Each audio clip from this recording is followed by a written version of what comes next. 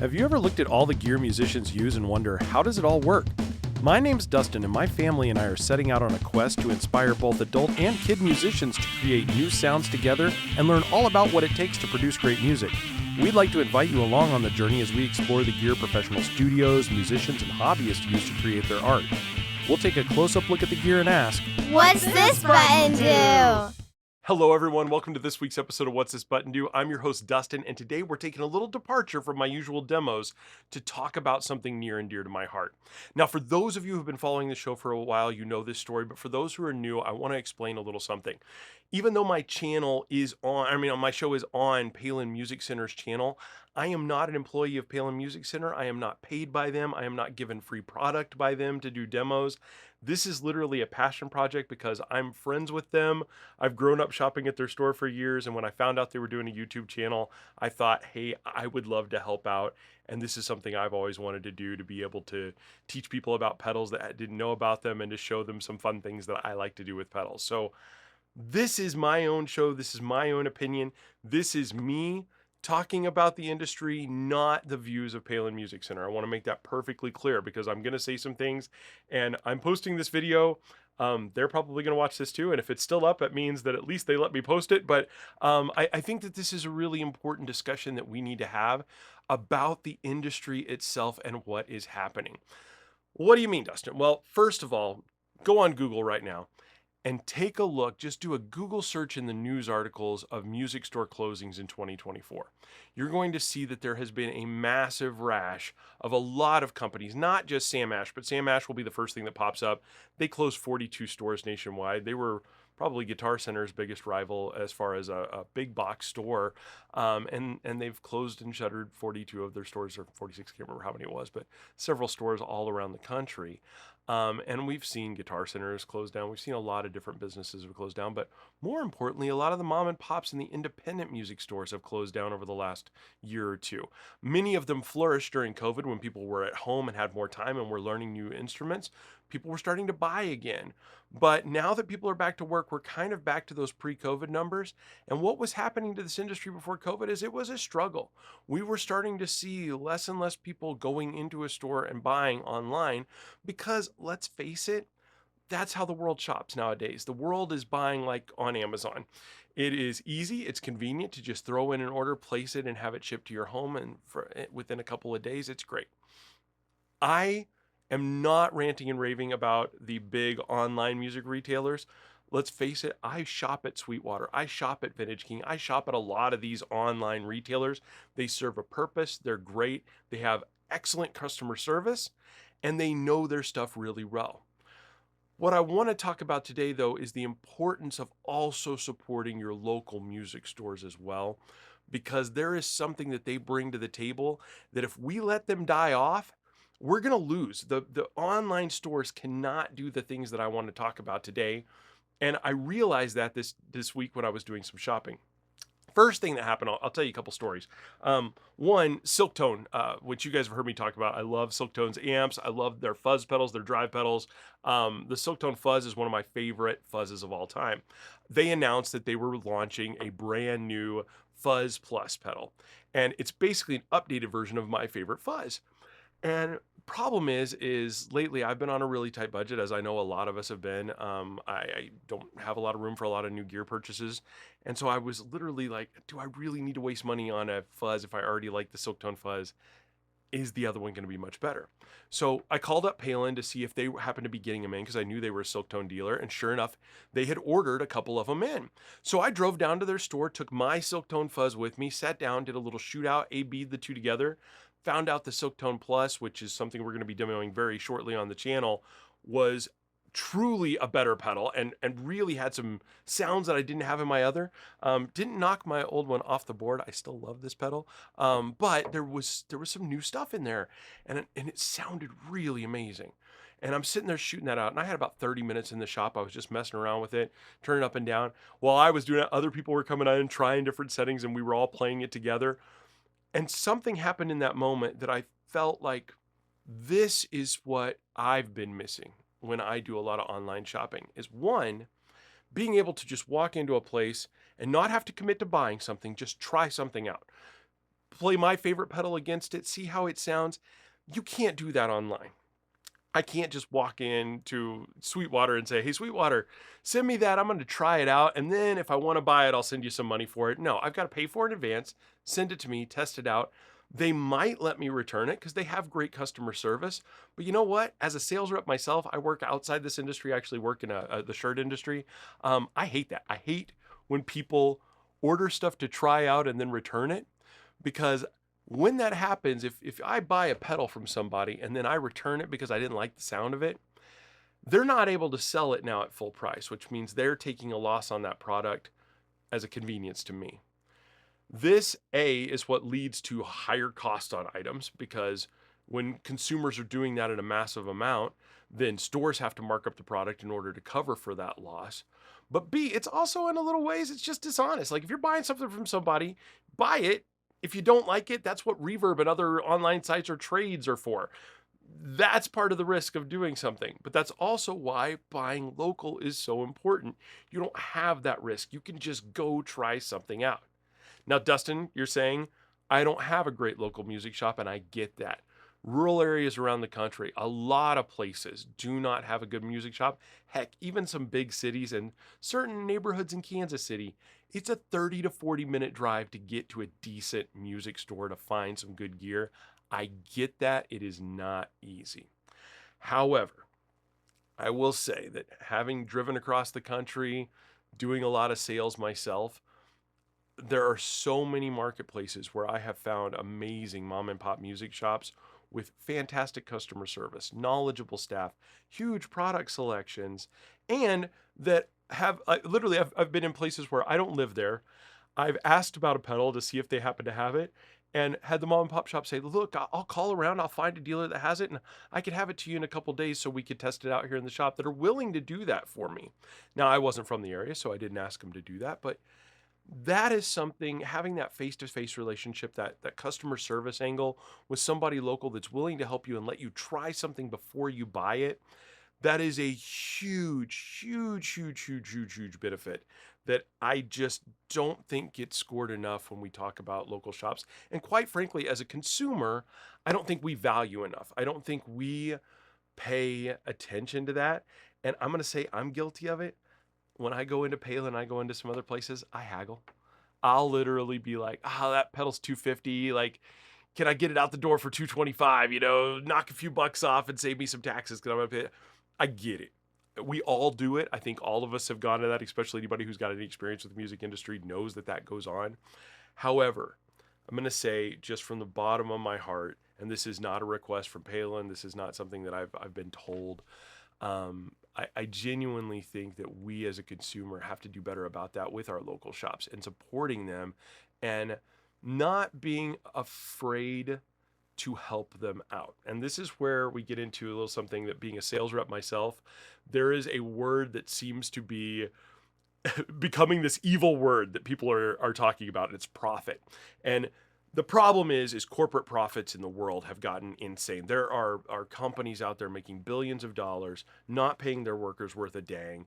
And let's face it, there's some executives out there pocketing millions and millions and millions of dollars and taking the money and couldn't care less about the people.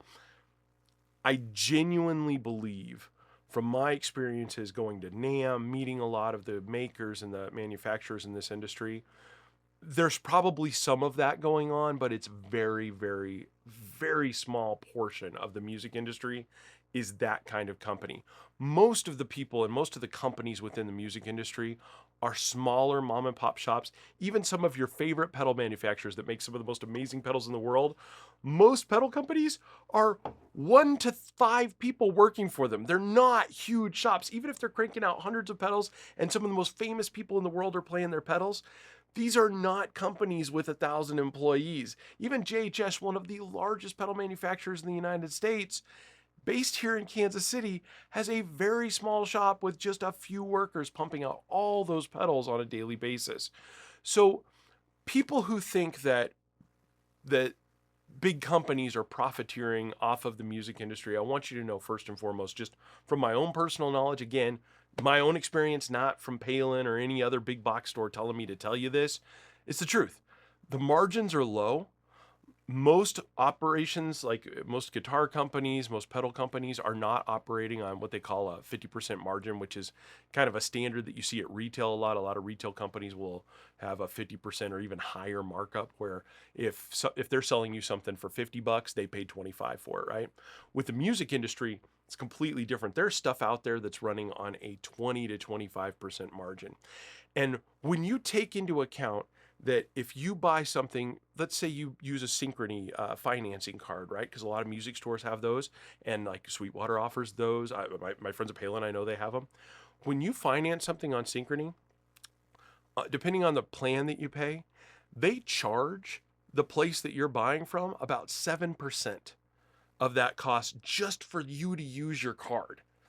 Then on top of that, they charge you 2% if you use over an 18% financing fee. That's a newer thing. It's driving me nuts. I think it's just ridiculous, but that's my own little rant. Again, my own personal opinion, but yeah. But literally, they're charging 7% right off the top. So if a company had 20% margin in an item, just you buying it from them with Synchrony means that they didn't make that full 20%. They only made 13 to 14%. It's not exact, but in that area, right?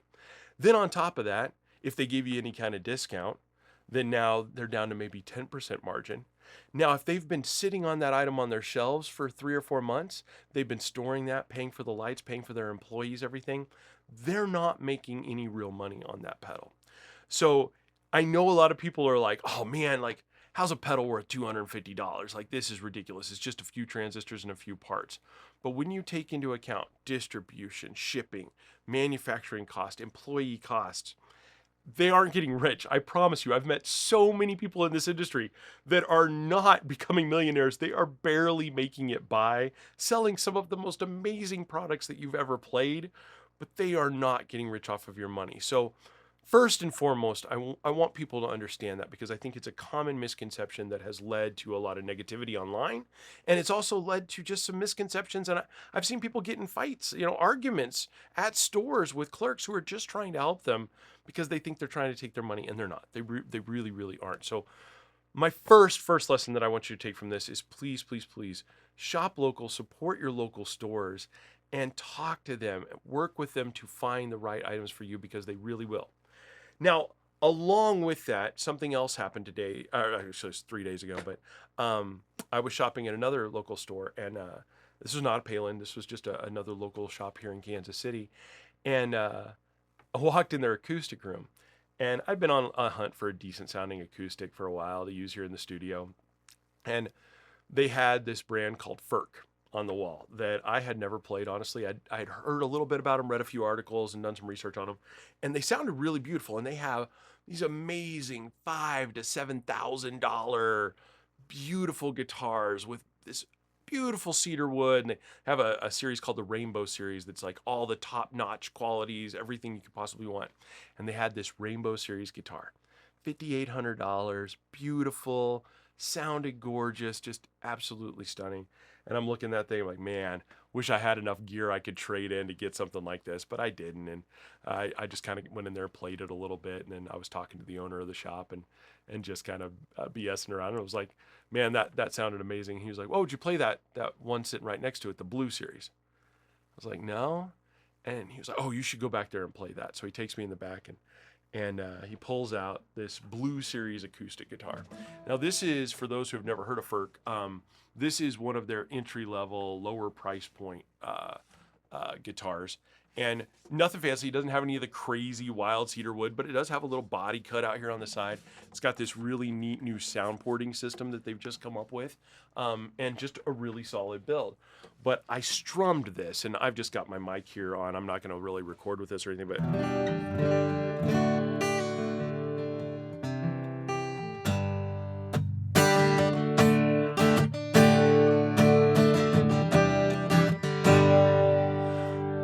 that little beauty sounds so good and sounds so clear.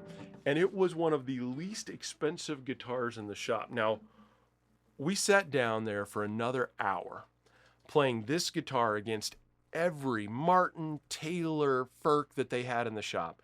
We were shooting that up against some $5,000-$6,000 guitars. People were coming into the acoustic room and asking to play that one, thinking that was one of the $5,000-$6,000 guitars. It was insane. So I wound up picking this up, and literally while I was in there, another person ordered one. It was just that excitement when people were hearing it and seeing it played. But here's the thing. That owner's met me, he knew me. He knew that eventually I would probably save up enough money to get the rainbow that was on the wall, which was again $5,800 guitar. But he also knew that it wasn't the best guitar in that shop. He knew that this was. And he was willing to sit there and tell me, hey, look, you don't need to blow all that money. There's a really good guitar that'll do everything you need it to do for a fourth of the money that you would have paid for that. Go try it out.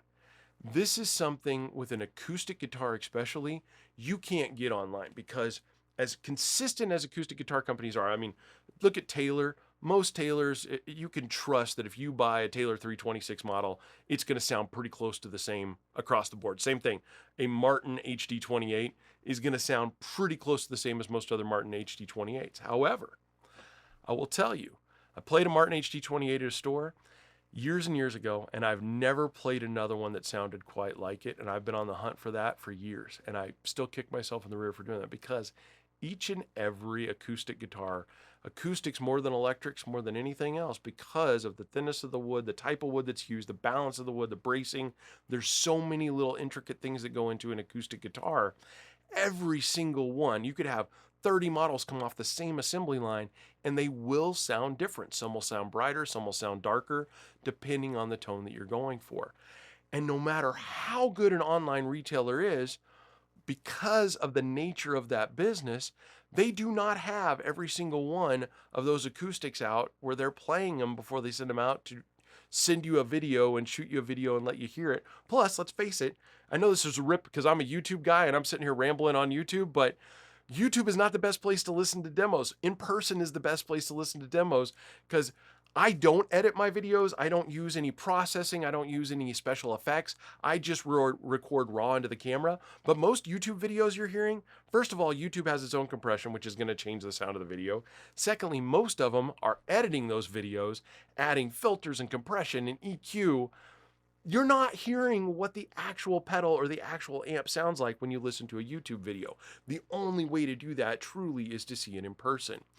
So with acoustics, I find that the best way to shop for an acoustic guitar is in person, where you can touch, feel, get it in your hand so you can feel how the neck feels, how the guitar responds, and the sound that's actually coming from your specific pick attack. Now, the only other way I personally would ever buy an acoustic is if I know the place that I'm buying it from and I have somebody there, a sales rep or somebody that I trust that can go and play the guitar. Because I do believe that if you're looking for a brighter guitar, you're looking for a deeper bass response, for instance, with Martin, the HD28 that I played had this amazing booming bass that was smooth and it worked with the whole guitar, but it kind of shook your body when you played it.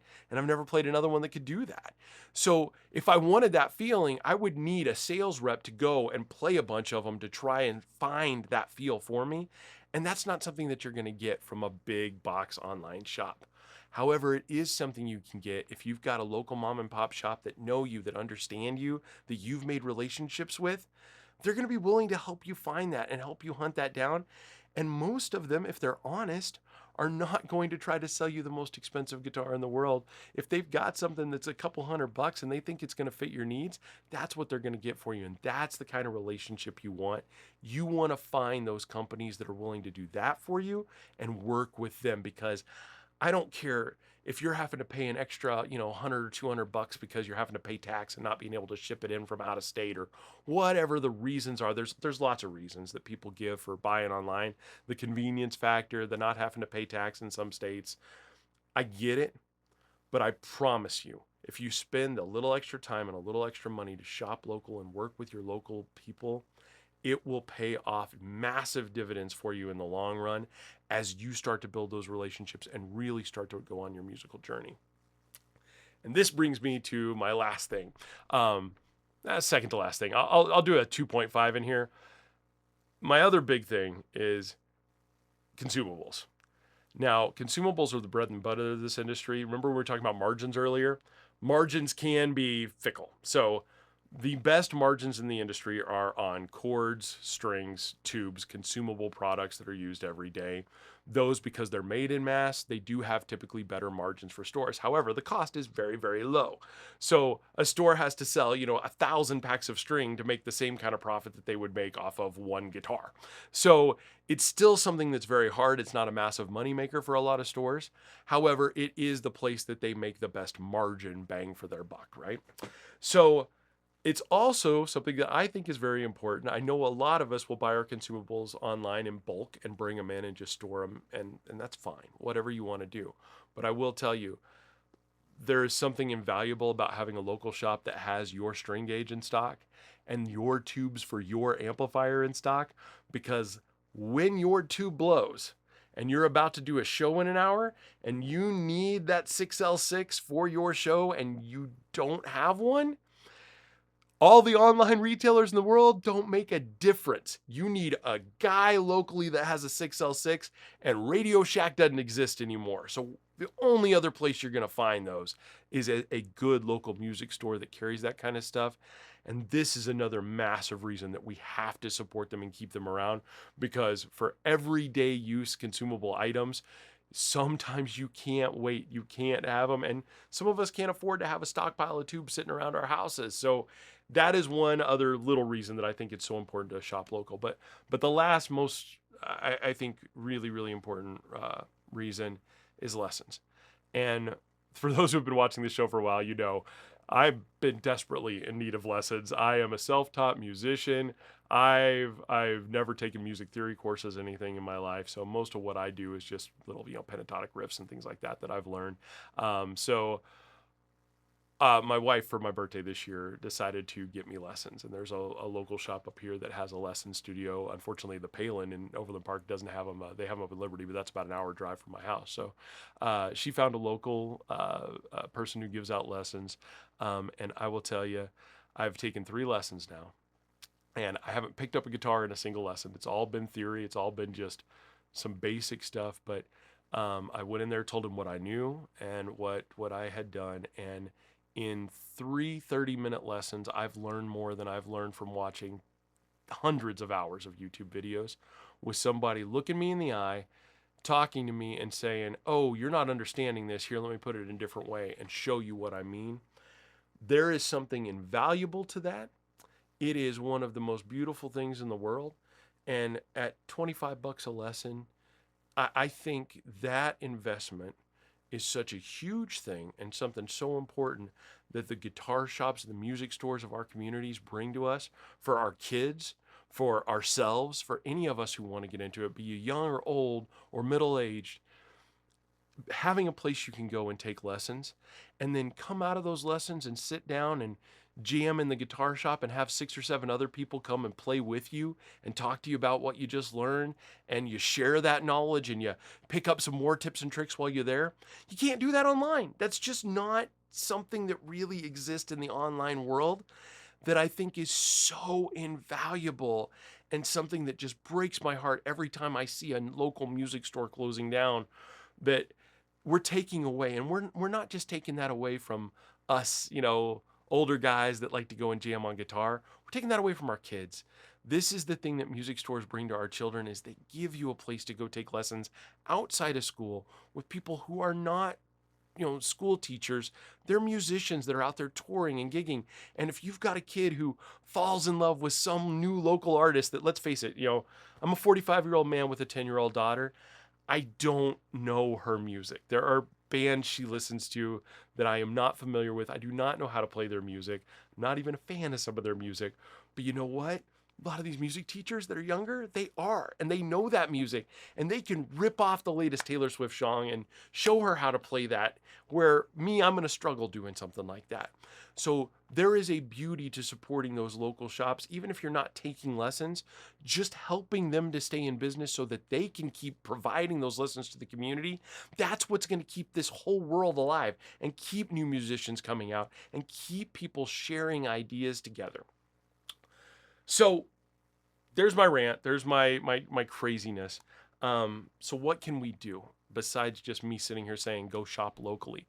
There's so much more that I want to encourage people to do, and I want to send this message not just to consumers. I want to send this out to all the guitar shops, the music stores, the distributors out there. There's some things that we all need to do better.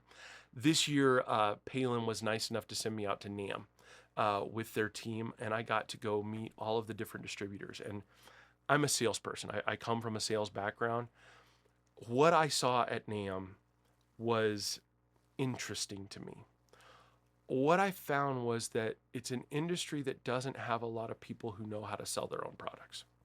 And when I say that, I don't mean like they're bad or anything like that.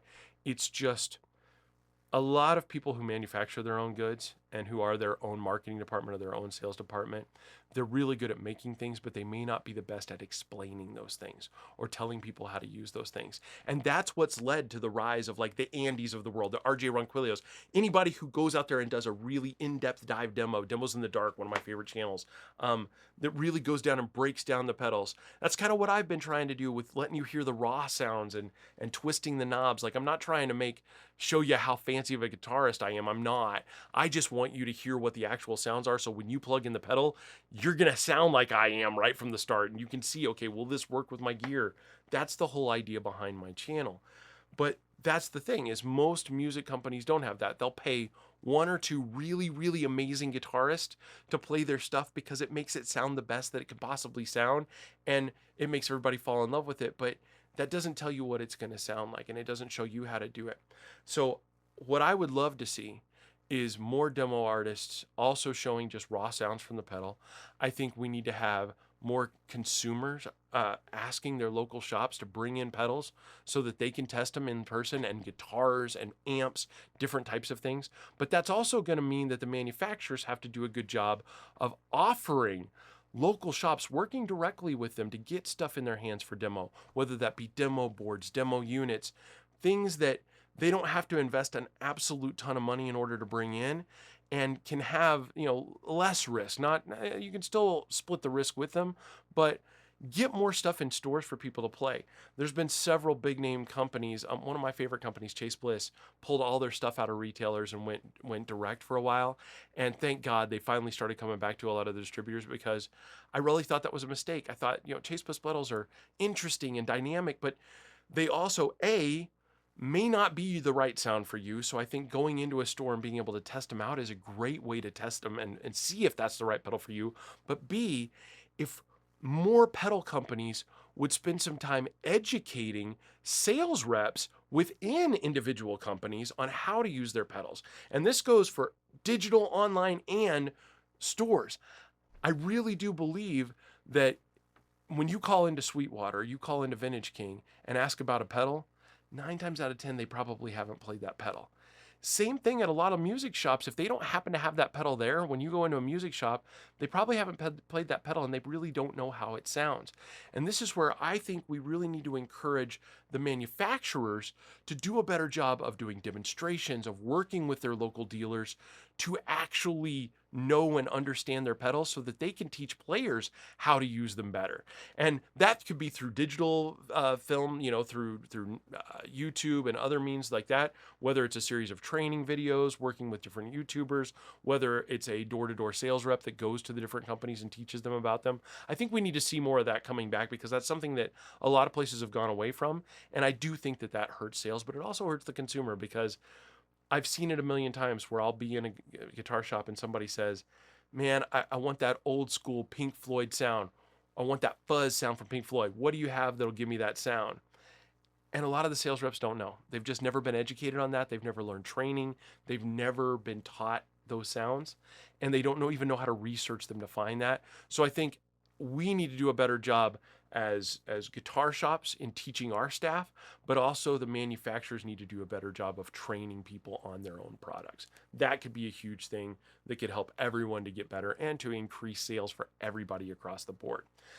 The other thing that I personally believe that I think has been a massive disaster, and I get why it's happening, but I also disagree with it adamantly, is there are a lot of manufacturers going direct now. And when I say going direct, I mean going direct exclusively. We kind of talked about that a little bit with Chase Bliss, but you're seeing it from a lot of the big box stores now, like Gibson and Fender. You're seeing it from a lot of amp manufacturers and a lot of pedal manufacturers too, where they sell everything direct, sometimes at a discount below what you could buy it for at a guitar shop because they're not paying a middleman, that's it's making them more money to sell direct. And I get the appeal of that. I do. I absolutely do, because I'm going to tell you, paying a middleman sometimes is not the best bet. In this industry, especially, there are some middleman agencies out there that don't do a job at all of promoting your goods. And we could talk about that for days, but I don't want to badmouth anybody. But there are a lot of them out there that don't do a good job.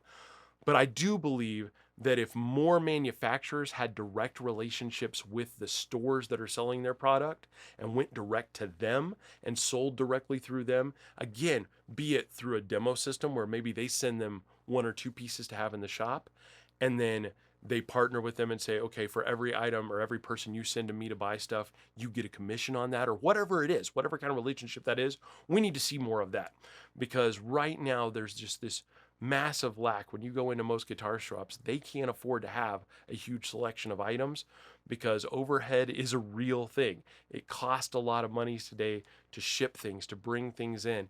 Even stores with multiple locations, when you think about like the Palen Musics of the world, if I'm up here in Overland Park and there's a guitar down in Springfield that I would like to see, that's going to cost money for Palen to send that guitar up to Kansas City for me to be able to check out.